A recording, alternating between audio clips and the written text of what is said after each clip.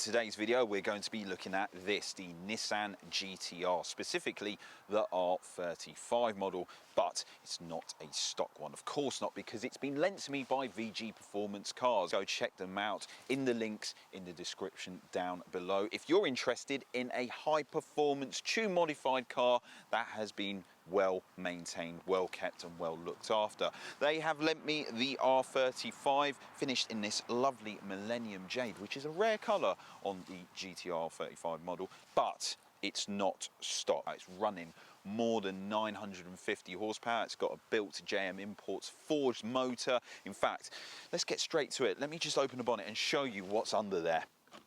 So here you have it then, a 3.8 litre twin turbocharged V6. To the GT-R fanboys, you can tell that the finish and colour isn't your standard one. Full built forged block by JM-Imports. The twin turbos are now JM900 hybrids, Manley rods. It's got NGK upgraded spark plugs, upgraded ETS truss plates, upgraded intakes, upgraded race pipe kit. It's got an upgraded downpipe. The result is, on normal pump, there's no meth tank or anything. It's pushing out 950 horsepower.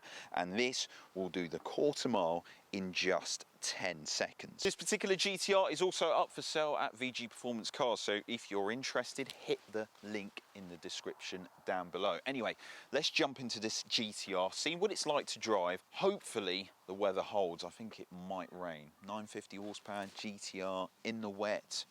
We'll be all right, we'll firm it. Anyway, if you're new to the channel, hit the subscribe button to see more content like this. And here we are then, Nissan R35 GT-R, the early gen one. This one's like a 2008 58 model. Sounds pretty much like a normal GT-R. Tell you what though, I've been driving R35s for quite some time, different iterations of them, and you know what, sometimes you hop into certain cars and you do get used to it. It becomes the same old thing. It's like anything. I love what I do, I love cars, but there are certain cars that you just jump into now and it just becomes the norm. This on the other hand, this one's different. It's a GT-R. It's such a likeable car. The last one I drove, some of you may know, was Ricky, Living Life Fast's R35 GT-R. Possibly the most insane car I have ever driven, like genuinely insane.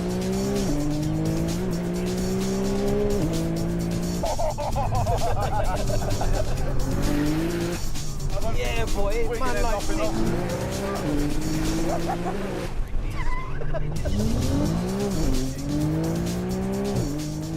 Drove that in the middle of winter, -2 degrees, running Mickey Thompson semi-slick tyres.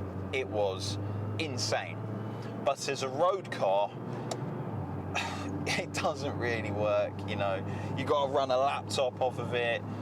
You got to put E85 in there, meth, get it to run at the high horsepower. It was an experience, but definitely not usable. This one is JM-Imports', you know, middle of the range kind of upgrades, and it pumps out 950 horsepower and does the quarter mile in 10 seconds, potentially quicker. From the exterior, you wouldn't know that this is an absolute monster. I mean, all GT-Rs are monsters, let's be real. But it looks very subtle with the lightweight forged wheels. We've got an upgraded rear wing, you know, a D badge at the rear. Inside, it's pretty standalone fare GT-R stuff. We've got an upgraded screen in the center console, so that now runs Apple CarPlay. You can still get the Trick GT-R setup. We've got the Syvex latest ECU system. We've got the dual clutch transmission, but the clutch packs have been upgraded so they can withstand the high horsepower. Upgraded downpipe too, so it sounds like a little bit beefier, but again, it's not too intrusive in the sound. Inside, it's been very well kept after. All the materials, the plastics, it doesn't feel worn out. This center console, which I've driven in other GT-Rs in the past, is in good nick. It's a GT-R. You can hear those sort of clonks and bangs from the diff. They all do that, to be honest with you. they feel a little bit agricultural. I quite like that personally. I think it adds a little bit of character. And for the money you can pick these up at £40,000, they are a lot of car for the money. Granted, they're not cheap to run, but it is a thrill. Let me put the powertrain into R mode. Put that into R mode. Give it some in third gear. Ooh. There is a nice gradual build up. There is turbo lag, of course, but there's a nice gradual build up of power, especially in third gear. Wow. Wow. Whoa. Yeah, this thing rips. And it stops well too, thank God. The standard GT-R brakes are pretty phenomenal, but these AP Racing ones with carbon pads, you definitely need them, you definitely need them. But it's not a sudden rush of power. If you thought in your head you're going to drive a 950 horsepower Nissan GT-R, you'd be thinking, oh, this is going to be a recipe of total explosion. But no, it's very much gradual. It's very seamless the way it builds power, but it's like that rush of surge that just seems to never stop. Let me see what happens if I put it into launch control. So yeah, everything's done. Left foot on the brake, right foot on the gas. Whoa. Jeez. Yeah, it's a rocket ship, but it's not intimidating at all. It's pretty much like the standard GT-R, but everything's just sort of amplified. Going into this corner, what's it like when I come into the power? Yeah.